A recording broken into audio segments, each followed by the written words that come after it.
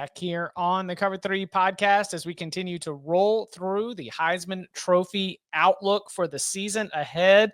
Tom, you said that you had already started to sniff around and do your research, and you were even motivated. You were so motivated by what you saw in terms of this value that maybe even some action taken. So what did you see a little bit further down the list? Let's get into some names. Well, this one actually isn't further down the list. It is the same odds of the guys of Marcel Reed, who I think was the last name in our foursome, or was it Mendoza, who was 50? Yeah, Mendoza and Reed are 50-1. So name right below them, Chip. It's Jeremiah also Love. 50-1. Yeah, it'll be shocking to people who listen to this podcast, but give me Jeremiah Love at 50-1. We talked about CJ Carr not too long ago being the Notre Dame quarterback at 33-1 being intriguing. I think Jeremiah Love kind of has that Reggie Bush kind of excitement factor going, where he's not going to be the workhorse in that Notre Dame offense, so that will hurt him.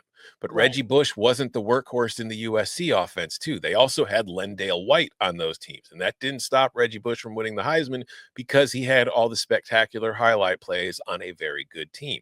I think Notre Dame will once again be shocking a very good team, a team that will be getting to the playoff and will be competing for a national title. And I think Love could be the guy on that offense that is the true superstar that moves the needle, that garners attention and gets everybody going. So I love Jeremiah Love, and I love Jeremiah Love for Heisman at 50-1. I appreciate that you are back there for your guy who you said you would have taken ahead of Ashton Genty if he was in the NFL draft. You have declared your adoration for Jeremiah Love for a long time. And I will say that two things would pause. I'd rather take, it's not a bet. I'd rather take him as an All-American. I'd rather take him as a Doak Walker Award winner. Mm-hmm. I do think I think the depth of the running back room could end up being a soft factor that hurts him. I think that Notre Dame might also just blow out a lot of players, a lot of teams this year. And maybe they don't put as much on him because they're expecting a 16-game type season. And he was a little bit banged up and always playing through it at the end of the year. Mm-hmm. I'm not going to allege total load management, but in the conversation of Jeremiah Love as the best running back in the country, oh man, I love that. Like everything we have seen from him, what they're going to have back, even after losing guys to the NFL on the offensive line, they still have real depth and real skill and talent along the line of scrimmage. I think that he will be one of the best running backs in the entire country, if not the best running back in the entire country. But load management / injury history and the depth, and paired with that, the depth of that running back room would be the only pieces that I'd push back in terms of Heisman Trophy winner. All totally fair, but I will argue that I think we put too much emphasis on this team might blow people out. Because LSU was blowing people out, didn't stop Joe Burrow from winning the Heisman, didn't stop Jaden Daniels from winning the Heisman. And I think that if they are blowing people out, do you know who probably scored the touchdowns to put them up 3 or 4 scores? Oh, yeah. Jeremiah Love. You're right about the highlight reel stuff, too. Mm-hmm. The Reggie Bush, Lendale White call is a great piece for us to hold up, 20 years after the fact, because if Jeremiah Love is doing some of that, like, reaching across the goal line, insane spin moves, jumps, the things that he can do thanks to his athletic gifts. That'd be a good one right there. Who else is on your deep cut list? All right. This next one is another long shot who you could get. He's, you know what? I love and respect and appreciate FanDuel for helping us make every single moment more on this podcast. So I won't name another sports book. But there's another site. I also love our listeners more than I love FanDuel. So for their sake, I want to point out that at a different sports book, you can find USC quarterback Jaden Maeva at 70-1. And the thought process here is pretty simple. I don't think it's going to happen. But Lincoln Riley tends to do well with quarterbacks. Lincoln Riley has a history of winning the Heisman with quarterbacks. USC has a history of its quarterbacks winning the Heisman. If somehow it does click and USC is quote unquote back and USC is competing at the top of the Big Ten, odds are Jaden Maeva will be a big part of why they're doing it, and he will be putting up very impressive numbers. So I do believe getting him at 70-1 right now provides interesting value. I do not expect it to cash, but if it does, you'll feel pretty happy about it. I think I would rather have Jaden Maeva than Miller Moss, Oh, God, yeah. even if they were the same price. Louisville QB, yeah, clearly. Yeah. Like even if you had taken Miller from 40-1 or 45-1 all the way out to 60-1 or 70-1, I think I would rather have Jaden Maeva. For sure. Also, that would go in line with my bold prediction of USC making the college football playoff. So, my do I do this like every year, or is it more of an every other year? Am I on a Ryder you Cup fall rotation? for USC every damn year. No, is it? I think I'm a Ryder Cup rotation fall for in Ryder Cup years. In America years, right? I fall for USC as the one where I'm going to be the one that's out here. You've got making the brave call. You've got a 12-month memory. It's like you'll pick USC, and then the next summer you'll be like, "Nah, they screwed me last year. I'm leaving USC alone." But then that memory fades, and then the summer after that, you're like, "You know who could be good? USC." USC could be right back in this thing before you know it. All right, out west. I'll throw this one at you because I got to know if it's on it. There's too much buzz right now. All throughout the tailgate, we've got a lot of DeMond Williams talk. And I have a piece of DeMond Williams. Yes. All right. And again, this is not at FanDuel. It's at a different sports book, but you can find DeMond Williams for 150-1. And again, this is not, when you get to these long shots, you're not betting them because you think they are going to win. You're just saying this guy could win, and these odds are really, really big. And DeMond Williams was very impressive to me last year. Like, he didn't start until the bowl game, but he was playing all season long. Like, he was getting little, like series and little packages put in there for him. They were breaking him in. And as I was watching Washington last year, I was thinking, just bench Will Rogers and play this kid, because he was better to me than Will Rogers already was. Like, Will Rogers was the more veteran, steady presence. But after a while, when it was clear Washington wasn't going to be competing for anything seriously, I would have put in DeMond Williams. But more than impressive than just what he did as far as being a good quarterback and kind of an electric runner, he took care of the football, which is the one thing when you see like freshmen coming in, they really do a terrible job of. He only threw one interception. So I look at him, I look at Washington as a team that could be improved this year. I don't think they will be improved enough to garner enough Heisman attention for Williams. It might set him up as a Heisman guy for 2026 more than anything. But if Washington takes a surprising leap forward and is maybe that fourth best team in the Big Ten competing for a playoff spot, which is not entirely insane considering what happens after the top three, there's a lot of wiggle room in that league. It'll be because of DeMond Williams, and you're getting him at 151. DeMond Williams, for those who are not familiar, was a 4-star prospect coming out of high school.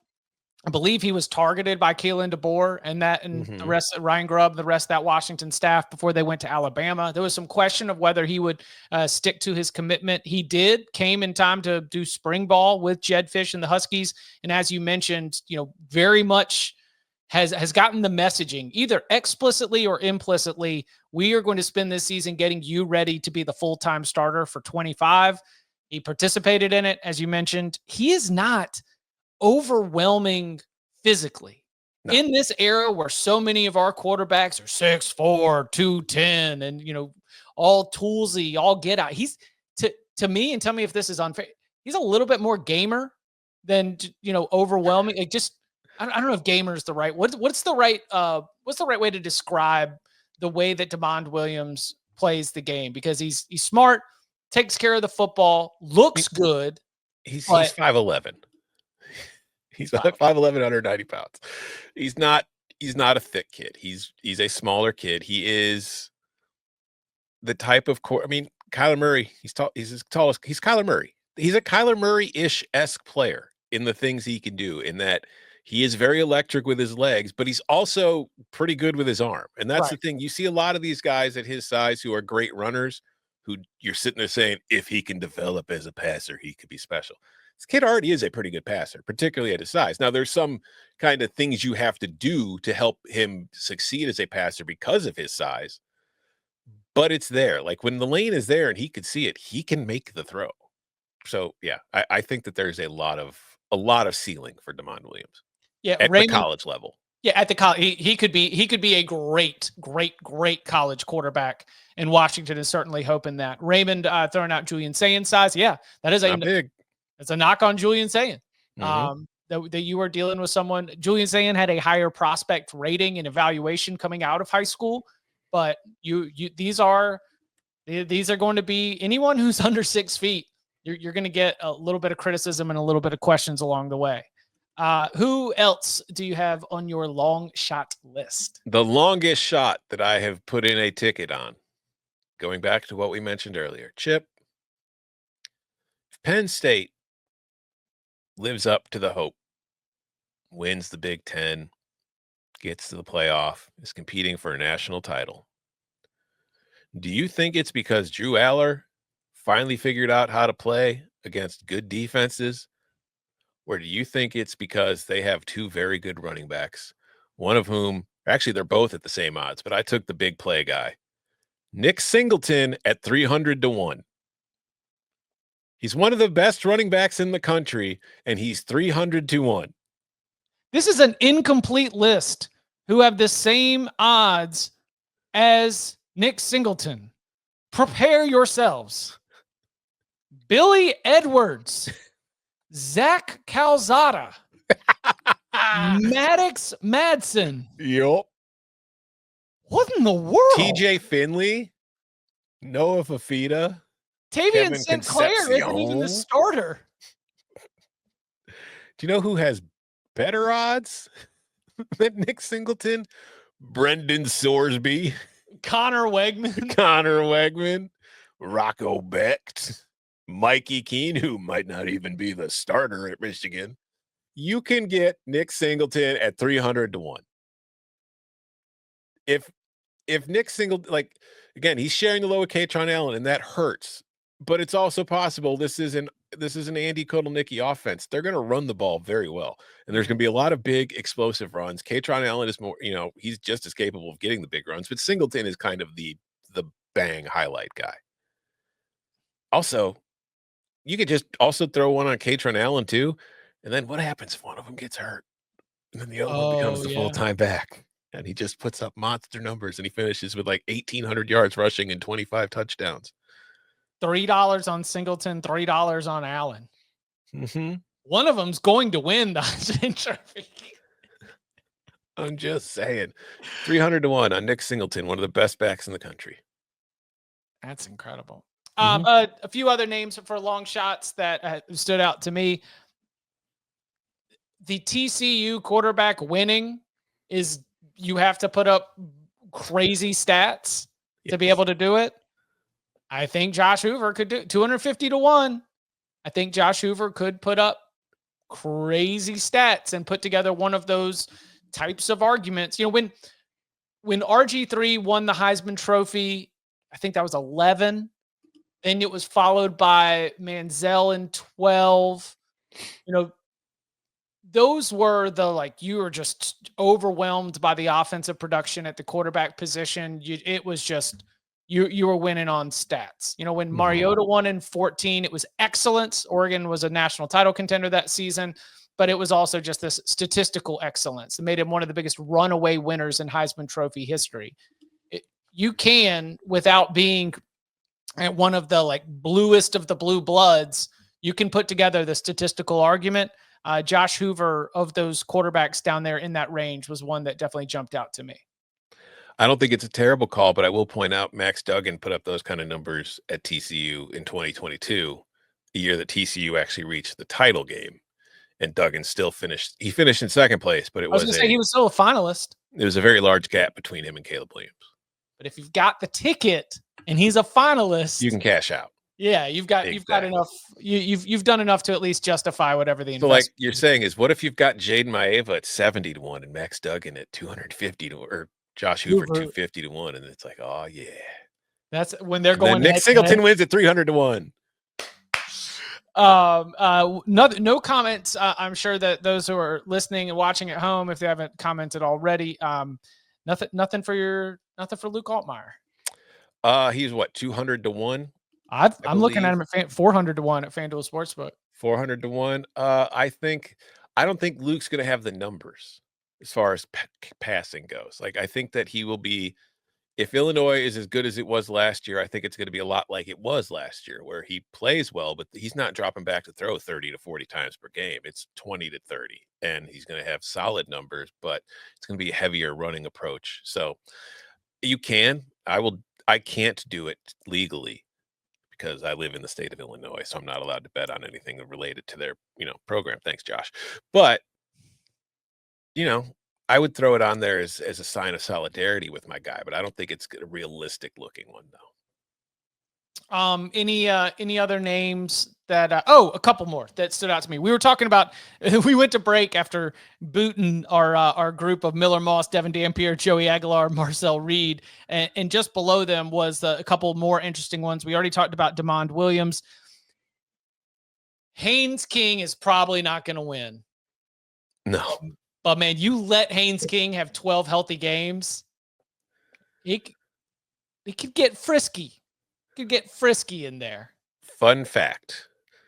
I'm working on my own kind of QBR stat for college quarterbacks that doesn't just take into account passing, but also includes their rushing production.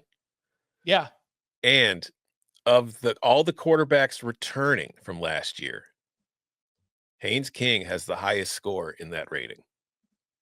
So he's going to have numbers. He's a very good college quarterback who's a very good fit in what they do in that offense. But yeah, it would be pretty difficult for him to win the Heisman Trophy. And what the numbers don't tell you is that he was like dragging broken bones to get those first downs on those run plays. Yes. The Haynes King, one of my favorite players in college football. Just that guy leaves it out there. A Jake in the Jake Haener mold of just leaving it out there on the field. Then one more here. It would be quite a story. And he's kind of a villain, so I don't know what it would take to be able to curry favor from the Heisman voters. But I don't think UCLA has to win 11 games for Nico Iamaleava to necessarily be a factor in the Heisman Trophy race. I don't think Nico can win. I think that there will be too many people who are kind of like you said, he's a villain for what he did. Yeah. I think there are still a decent portion of the voting body who will view what Nico did as a disqualifier for him to win the Heisman. Not a large portion, but enough of a portion that it would hurt his chances to win significantly, who just won't put him on the ballot at all. And that would help keep him from getting points to win. Never mind. No need to open this up at minute 55, but we have a Heisman Trophy winner in the last 15 years who is facing very serious allegations and investigations a mere weeks before claiming the stiff arm trophy. I'm just saying there's a certain back, like in an odd way, I think people would view being paid under the table as more acceptable than the player just backing out and demanding more money. You know what I mean? Like, Yes. breaking NCAA rules is fine because the rules were bad, more than a player taking that kind of approach to it, where it's more of a professional kind of thing. Oh, I was talking about 2013. Oh, That the Florida State's Attorney's Office. no, nobody's ever cared about that when it comes to football shit. All right. Let's be real. Did he? Yeah, okay, but did he win football games? But at like an NCAA record of point margin. Yeah. 2013 team was just blasting everybody into oblivion. Let's see. There's his name is Diego Pavia. Our friends in the tailgate who are asking, let's see, where is the Pavia Mafia? Pavia was 150 to 1. Yeah. Don't see it. Yeah. It's the Vandy quarterback. Just what kind of year would Vandy have to have for its quarterback to win the Heisman? I mean, it honestly could have been last year if they didn't lose to Georgia State and, stumble just a little bit. If they had been able to continue soaring up this way, wasn't he hurt for a little bit too? I think Diego Pavia is always hurt. He just doesn't tell anybody. Yeah. I think he's just he wakes up sore. He goes to bed sore. He's just sore all damn day, but he It's doesn't because mention he's it. 33. Yeah, I know he's an old man. He just puts his head down and he goes to work, gets his lunch pail, goes He's to ready work. to go. A lot of people are mentioning Bryce Underwood. He is 60-1 at FanDuel. I'm not saying he can't win it. I don't like it at 60-1. I think there are better values down the board because you're asking for a lot from a true freshman quarterback. I just think too that Michigan is looking at the Bryce Underwood experience like this is year one. Mm-hmm. Everything is a plan to be able to have his last year at Michigan or maybe last 2 years at Michigan be the ones where they're trying to go chase a national championship. There are bigger goals in place with the investment that's been made in Bryce Underwood than getting him a Heisman Trophy right away.